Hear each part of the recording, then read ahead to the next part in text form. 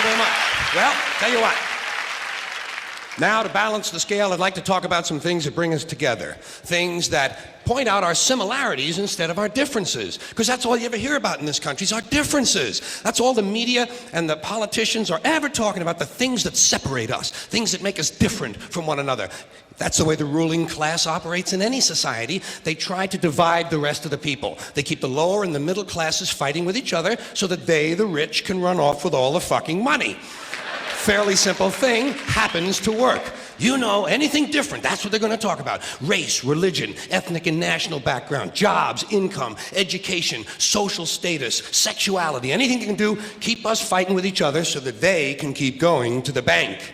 You know how I describe the economic and social classes in this country?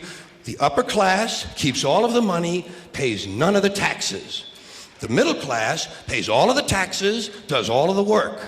The poor are there just to scare the shit out of the middle class.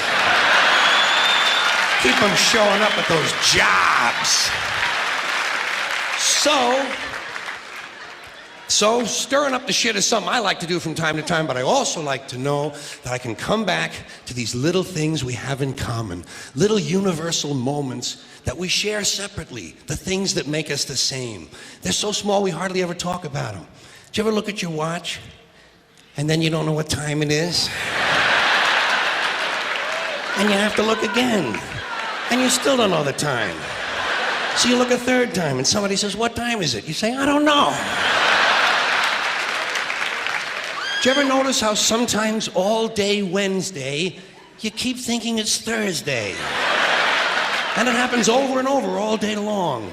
And then the next day, you're all right again. Do you ever find yourself standing in one of the rooms in your house and you can't remember why you went in there?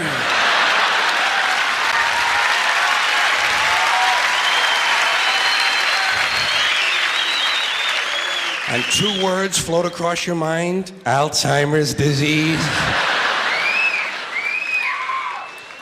You ever been talking to yourself and somebody comes in the room and you have to make believe you were singing? And you hope to God the other person really believes there's a song called "What Does She Think I Am? Some Kind of Putz?" Little experiences we've all had. You ever been sitting in a railroad train in a station and there's another train sitting right next to you and one of them starts to move and you can't tell which one it is?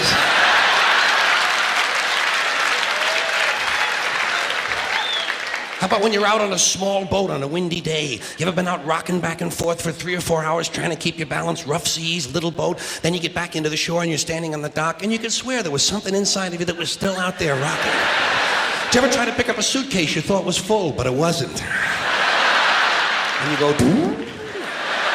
And for just a split second, you feel really strong.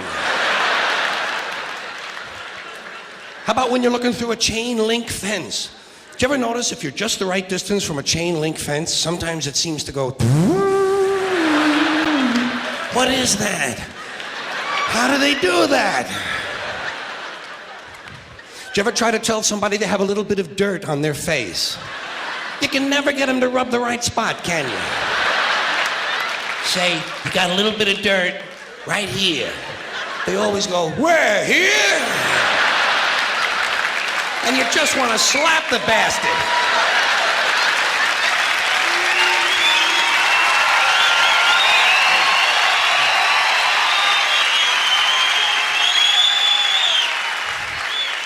Do you ever notice how awful your face looks in a mirror in a restroom that has fluorescent lights? Every cut, scrape, scratch, scar, scab, bruise, boil, bump, pimple, zit, wart, welt, and abscess you've had since birth all seem to come back at the same time. And all you can think of is, "I gotta get the fuck out of here!"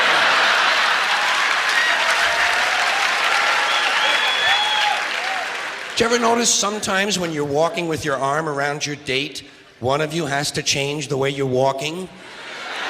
Men and women don't walk the same. One of them has to change. Either the man has to walk like this,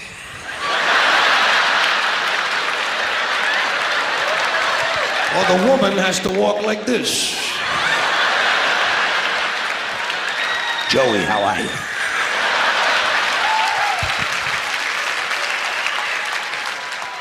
How about when you're going up a flight of stairs and you think there's one more step? And you go... And then you have to kind of keep doing that, you know? So people will think it's something you do all the time. I do this all the time. It's the third stage of syphilis.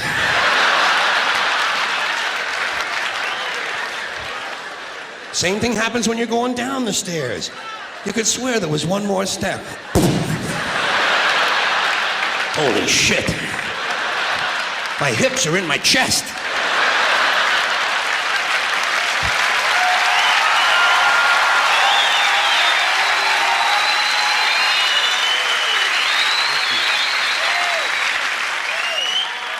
When you drink grapefruit juice in the morning, do you go like this?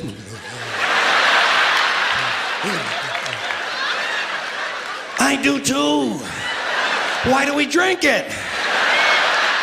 It's like ice cream throat.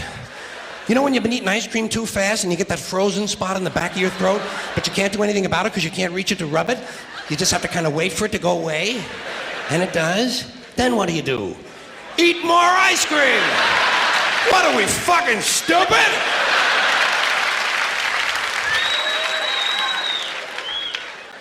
Did you ever fall asleep on a late afternoon and wake up after dark and you don't know what goddamn day it is?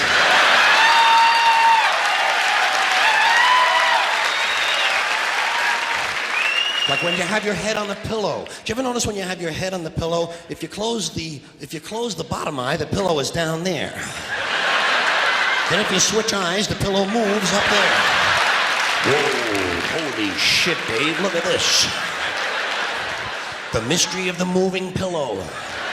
I think it's related to the chain link fence mystery myself. Do you ever have to sneeze while you're taking a piss?